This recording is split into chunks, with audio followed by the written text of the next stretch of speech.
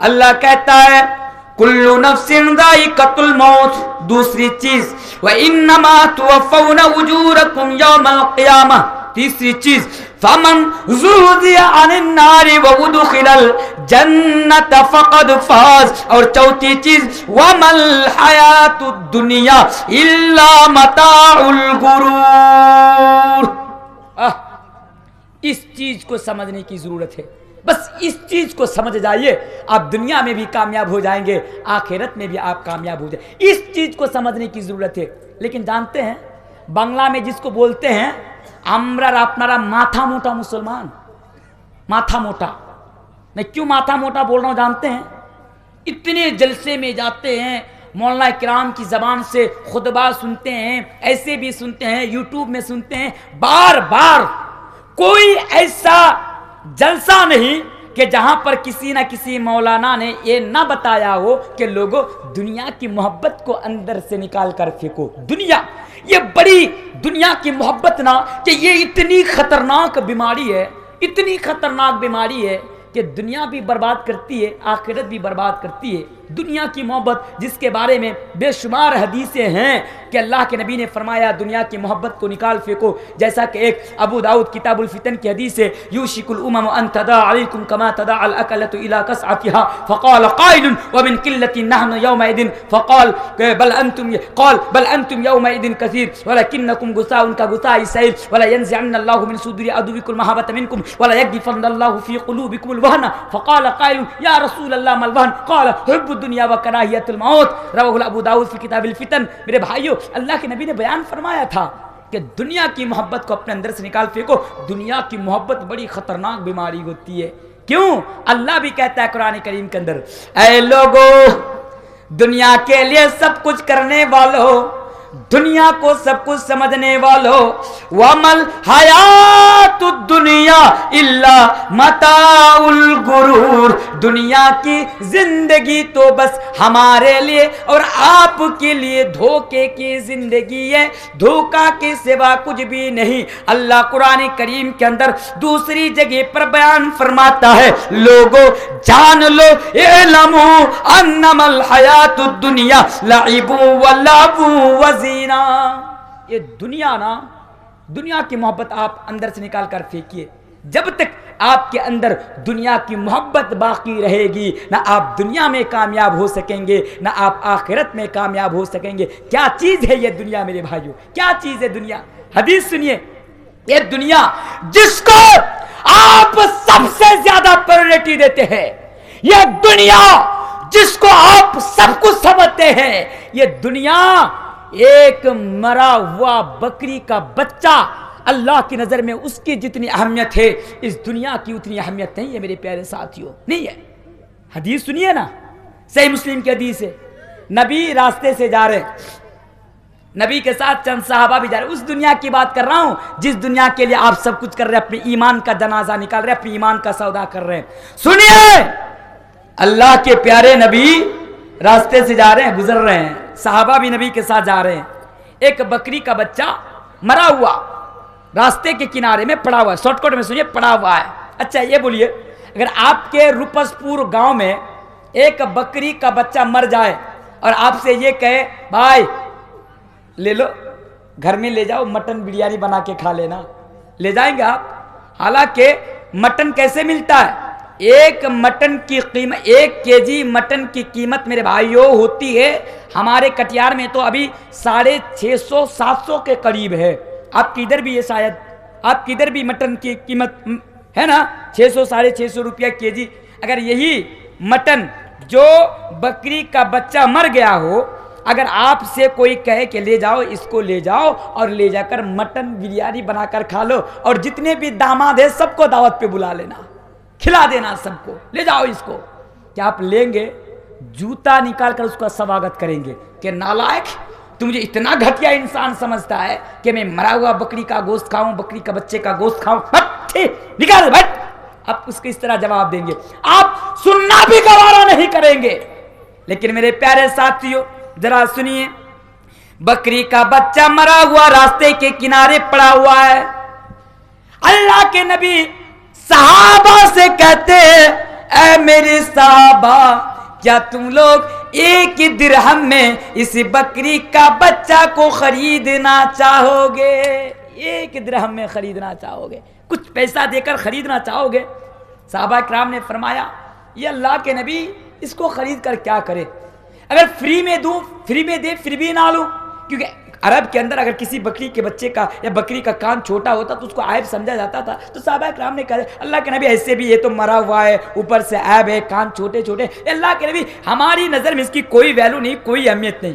صحابہ کرام نے نظر انداز کر دیا، نظر انداز کر دیا.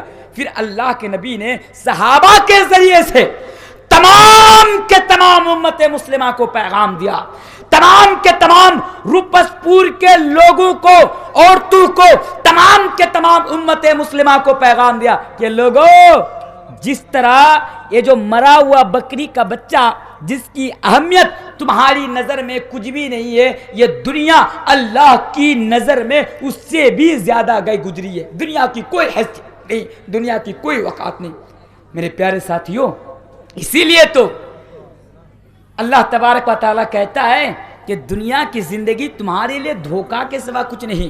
دنیا کی زندگی تمہارے لیے بس دھوکہ ہے، دھوکہ کے سوا دنیا کی زندگی تمہارے لیے کچھ بھی نہیں ہے میرے پیارے ساتھیوں. اس لیے دنیا کی محبت کو اپنے اندر سے نکالیے اور آخرت سے آپ جڑ جائیے، اس دن کی تیاری میں لگ جائیے جس دن میرے پیارے ساتھیوں ہمیں اور آپ کو ہمیشہ ہمیشہ کے لیے یا تو جنت میں یا جہنم میں چلا جانا ہے. میرے پیارے ساتھیوں وہاں کی تیاری کیجیے. ایک حدیث پڑھ دیتا ہوں پھر انشاءاللہ آپ کو دوسری چیز کی طرف لے کر آ جاؤں گا. ایک حدیث، ذرا نبی کی زندگی پر نظر ڈالیے میرے پیارے ساتھیوں. میری بات سمجھ میں آ رہی ہے نا؟ جب میں یہاں پہ آ رہا تھا تو کچھ لوگ کہہ رہے تھے کہ صاحب ہمارے ادھر کے لوگ اردو نہیں سمجھ، میں تو بہت آسان اردو بول رہا ہوں، کہتے صاحب ہمارے ادھر کے لوگ اردو نہیں سمجھتے ہیں، آپ بنگلہ میں ذرا بولیے گا. تو آپ لوگ میری بات سمجھ رہے ہیں نا؟ عورتیں بھی سمجھتی ہے نا؟ میں سمجھتا ہوں وہ لوگ بھی سمجھتی ہے. تبھی نا آپ دیکھیں گے کہ جو پاکوڑ میں، برہروا میں، فرقہ میں، جہاں جہاں ایک ٹرین پہ ایک مووی چل رہی ہے نا، کیا نام ہے اس مووی کا؟ سامنے سے بتائیے گا. یہاں پہ ہاتھ دیتا ہے، کہتا ہے جھکوں گا نہیں. کیا کہتے ہیں اس کو؟ اچھا پشپا. آپ بھی دیکھیں ہیں، دیکھیں گے نا؟ دیکھیں گے. مووی جو ہے دیکھنا جو ہے دیکھو، جتنا دل کرے اتنا دیکھو. دیکھیں گے جو پشپا مووی جب سینما ہالوں میں لگی، ہر طرف میرے بھائیوں، چاہے عورت ہو، مرد ہو، بوڑھے ہو، بچے ہو، سب نے اس فلم کو دیکھنے کے لیے لائن لگا دیا میرے پیارے ساتھیوں. تبھی تو سمجھتا ہوں کہ سب کو اردو سمجھ میں، سب اردو سمجھتے ہیں، اس لیے تو آج اردو میں تقریر کر رہا ہوں آپ کے سامنے. آئیے حدیث سنتے جائیے، پھر دوسری چیز کی طرف میں آپ کو لے کر آ جاؤں گا. دنیا کو سب کچھ سمجھنے والوں، دنیا کو ایک طرف تم سب کچھ سمجھ رہے ہو، دوسری طرف اسلام پیغام دے رہا. اللہ پیغام دیتا ہے کہ لوگوں دنیا کی زندگی تمہارے لیے دھوکہ کے سوا کچھ نہیں. اسی لیے میرے بھائیوں ہمارے نبی اکرم جناب محمد رسول اللہ صلی اللہ علیہ وسلم کی زندگی پر نظر ڈالیے. ترمذی کی صحیح حدیث ہے، اللہ کے پیارے نبی، اس نبی کی بات کر رہا ہوں. اے لوگوں، سلمان خان کی بات نہیں کر رہا ہوں، شاہ رخ خان کی بات نہیں کر رہا ہوں، دھونی کی اور وراٹ کوہلی کی بات نہیں کر رہا ہوں. تم لوگوں نے تو ان نالائقوں کو، ان لوگوں کو اپنا آئیڈیل بنا لیا. ان لوگوں کو داڑھی رکھنی ہے کن کی طرح؟ دھونی کی طرح، وراٹ کوہلی کی طرح، سلمان خان کی طرح. چشمہ لگانا ہے کن کی طرح؟ دبنگ میں سلمان خان جس طرح رکھتے ہیں اس طرح. بال رکھنا ہے کس طرح؟ نہ وراٹ کوہلی کی طرح. تم نے تو اپنا اپنا آئیڈیل بنا لیا ان لوگوں کو، اپنا اپنا ماڈل، اپنا اپنا اسوہ اور نمونہ بنا لیا تم لوگوں نے ان لوگوں کو. لیکن سنو، میں کس کی بات کر رہا ہوں؟ آخری نبی کی بات کر رہا ہوں جس کے بارے میں اللہ نے قرآن کریم کے اندر یہ کہا کہ لوگوں، روپس پور کے نوجوانوں سنو، میں نے تمہارے لیے لقد کان لکم فی رسول اللہ اسوۃ حسنہ، نبی کی زندگی کو میں نے تمہارے لیے نمونہ قرار دیا، اسوہ قرار دیا. اس نبی کی بات کر رہا ہوں، ذرا سنتے جائیے. آواز اور بیٹھ رہی ہے جی، آواز بیٹھ رہی ہے آپ کی جی، آواز دیے پھر بھی آواز نہیں ہے، کچھ بھی نہیں ہے. آپ کے میک سے زیادہ میں اگر ایسے بات کروں تو زیادہ دور تک پہنچا سکتا ہوں. اللہ نے اتنی قوت مجھے بخشی ہے. تو میرے پیارے ساتھیوں، میں کیا بول رہا تھا؟ حدیث پر ذرا سنیے. ترمذی کی صحیح حدیث ہے، اللہ کے پیارے نبی جناب محمد رسول اللہ صلی اللہ علیہ وسلم کھجور کے پتوں سے بنی ہوئی چٹائی کے اوپر لیٹے ہوئے ہیں. کھجور کے پتوں سے بنی ہوئی چٹائی کے اوپر. اب سو سکتے ہیں اگر شادی ہوئی ابھی سسرال کی طرف سے گدا ملا. گدا سمجھتے ہیں نا؟ جواب دیجئے. گدا ملا, گدا. اب سسرال کی طرف سے گدا آیا. اب وہ گدا تھوڑا سا پتلا ہو گیا, پتلا. تو جب سوتا ہوں تو نیند نہیں آتی ہے. بیوی کو ہر رات کو صرف اس طرح کرتے, اوئے اوئے اے بولنا تیرے پپا کو, بھیک منگا. دیکھیے اب گدا بھی لے گا تو سسر سے مانگے گا. نمبر 1 بھکاری ہے. ارے اللہ نے کیا تیرے پاس ہاتھ نہیں, کیا تو کما نہیں سکتا؟ جا خود سے بنا لے. نہیں, بیوی سے ہر رات کو اے اے بولنا تیرے پپا کو, بولنا موٹا سا گدا چاہیے, موٹا سا. نیند نہیں آتی ہے. لیکن نبی کی زندگی پر نظر ڈالیا میرے پیارے ساتھیوں. نبی اکرم کھجور کے پتوں سے بنی ہوئی چٹائی کے اوپر لیٹے ہوئے ہیں, چٹائی کے اوپر سوئے ہوئے ہیں.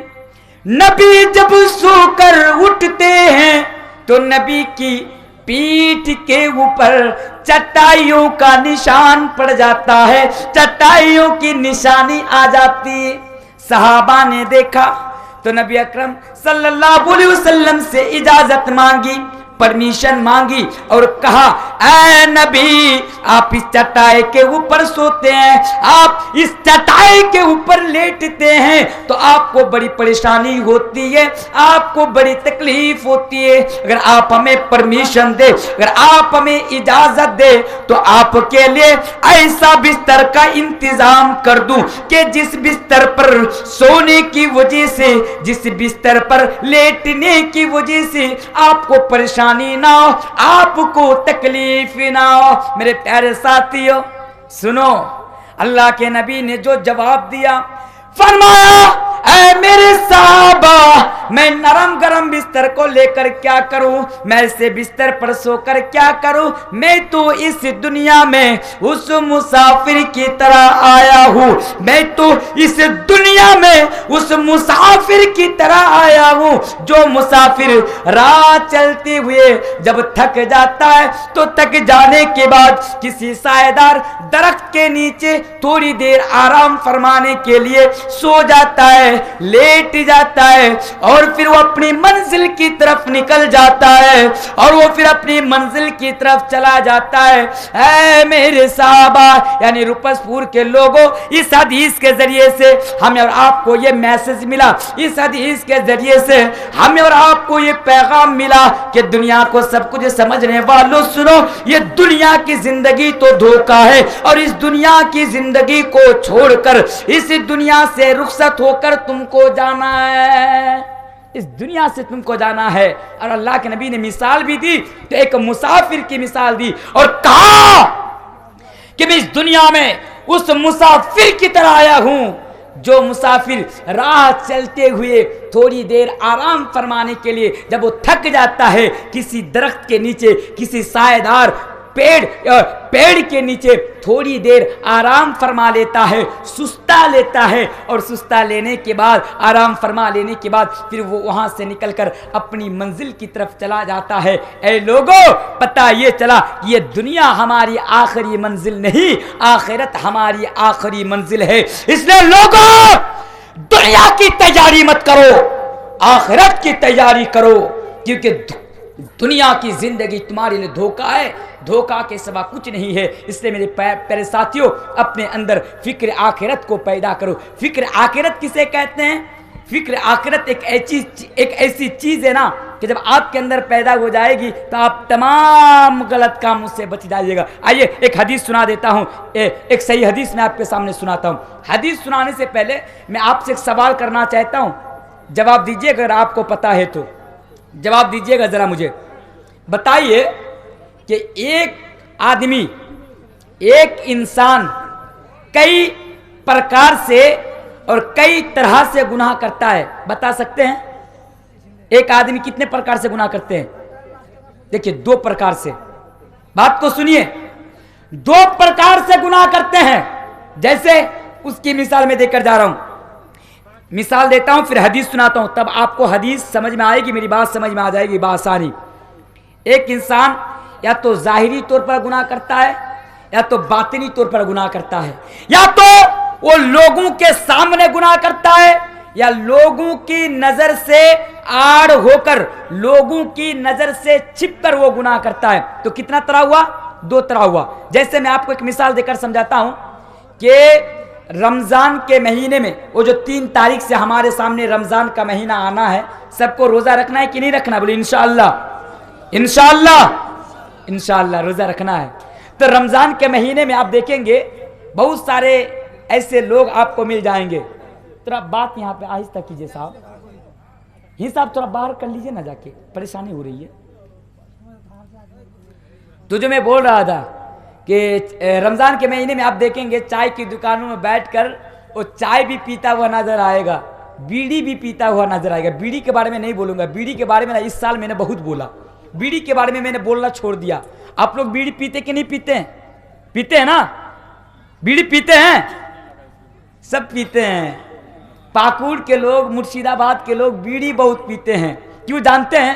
मैं बंगला में एक मिसाल देके जाता हूं। अल्लाह, बीड़ी पीना हमारी ये कैसी आदत है, अल्लाह अल्लाह तुझसे पनाह चाहता हूं बीड़ी से। 15 तारीख को आपके पाकुड़ के करीब एक जगह है, उस जगह का नाम है आमाईपुर, नाल हाथी आमाईपुर। बंगला में बोल दूं एक दो बातें, तो आमाईपुर আমি 15 মার্চে, এই মাসের 15 তারিখে জালসা করতে গেছি, ওয়ান রেকর্ড বলে যাচ্ছি, 15 জালসা করতে গেছি 15 মার্চে।